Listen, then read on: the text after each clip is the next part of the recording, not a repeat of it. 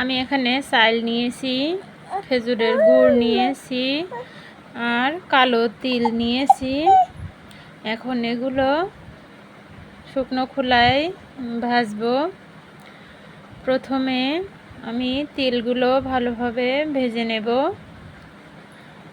তারপরে চালগুলো সুন্দর করে ভেজে নেব। এতে লবণ আর পানি মিশিয়ে নিয়েছি।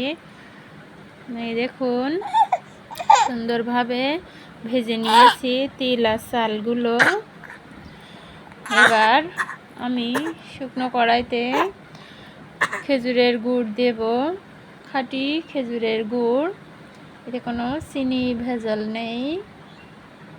এগুলো গরম হওয়া পর্যন্ত অপেক্ষা করব।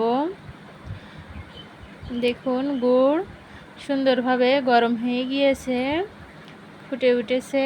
এবার আমি চাল আর তিলগুলো এর ভিতরে দিয়ে দেব, সুন্দরভাবে মিক্স করে নেব যাতে গুড় আর তিল এগুলো সম্পূর্ণ মিক্স হয়ে যায়, কোনোটা বাদ না থাকে। আমি চুলার পরে রেখেছি, ভালো করে নেড়ে নিচ্ছি।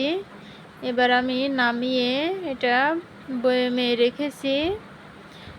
এটা রেখে অনেক দিন খাওয়া যাবে, খেতে খুবই সুস্বাদু, মজাদার।